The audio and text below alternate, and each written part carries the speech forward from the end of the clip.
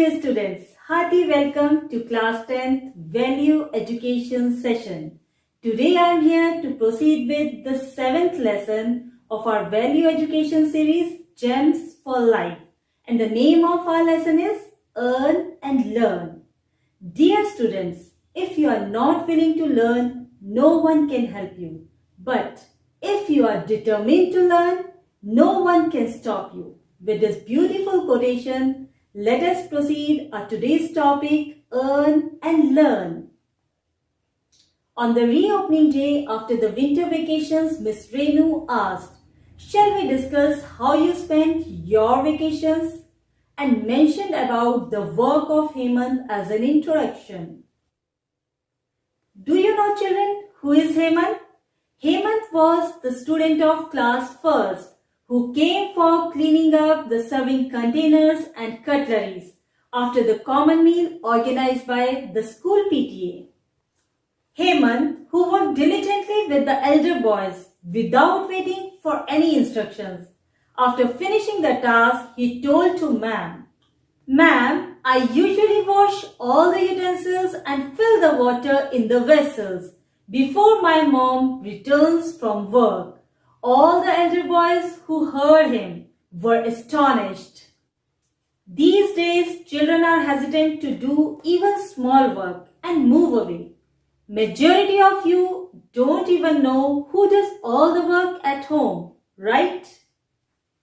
Do we have an attitude that doing work is not our cup of tea or doesn't suit our dignity? Let's understand this quotation with the following story. Jitin's cousin is pursuing higher studies in New York. He found it difficult to get the sponsorship from there.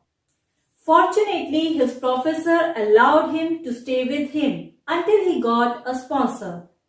During his vacation, Jitin's cousin accompanied his professor to meet one of his senior students. That boy was the only son of a business tycoon. His father wanted to make him realize the value of money and the struggle poor people make to survive. That is why during the summer break, he sent modest money to sustain an emergency crisis. The boy struggled to get a job, a place to stay, and was unable to make both ends meet with a meager sum. Finally, when he returned home after a month's toil and turmoil, he had changed a lot. When he rejoined the Pierce University, New York, after the summer break to continue his BBM studies, he had perceived the dignity of work and started living a modest life.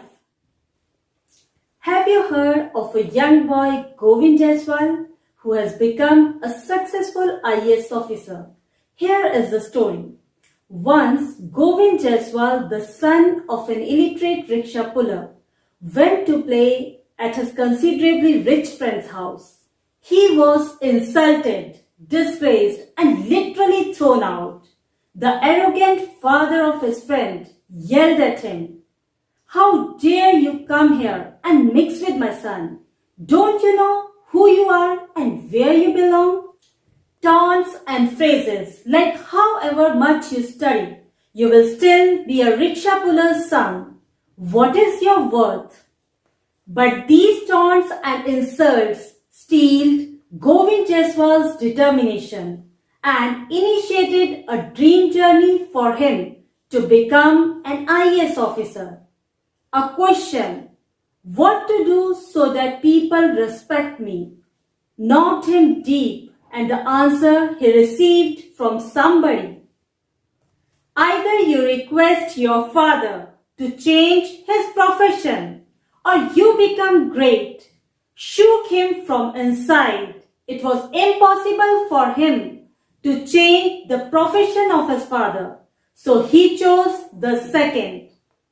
In 2006, one of the most emotional and proudest moments came when 23 years old Govind ranked 48 among 474 successful candidates in the civil services exam. Unlike most of the toppers, it was his maiden attempt. Today, Govind Jaiswal is a respected IAS officer whose success story inspires and motivates thousands of youth across India. Govind Jaiswal says, I am quite sure that all the youngsters who are living under deprivation and facing consistent difficulties can accomplish anything and everything provided they have the will and courage. Dear children, you must not have forgotten the Rayyan's Well Foundation, which dug wells in Uganda, Africa. Because of the efforts put forward by a schoolboy named Rayyan Hraljak. My dears, let us make a habit to save some amount of money from your pocket money to help the marginalized students or for your higher studies.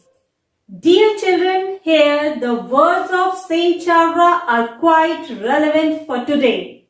Dear parents, children are the God's investment in your hands. You must be very vigilant to bring them up in the best way possible.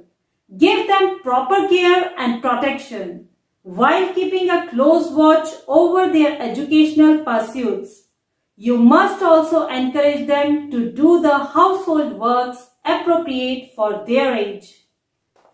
Dear students, the society has progressed due to the hard work of many people. The food served in front of us, the clothes we wear, the house we stay in, and everything we need for our daily life are the fruits of the hard work of others. Hard work is a stepping stone of stability and growth, not only for a family, but also for the entire nation.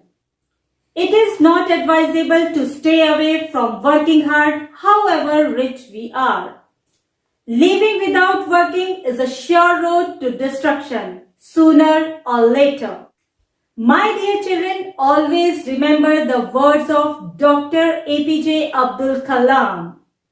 You cannot change your future, but you can change your habits, and surely your habits will change your future. Thank you.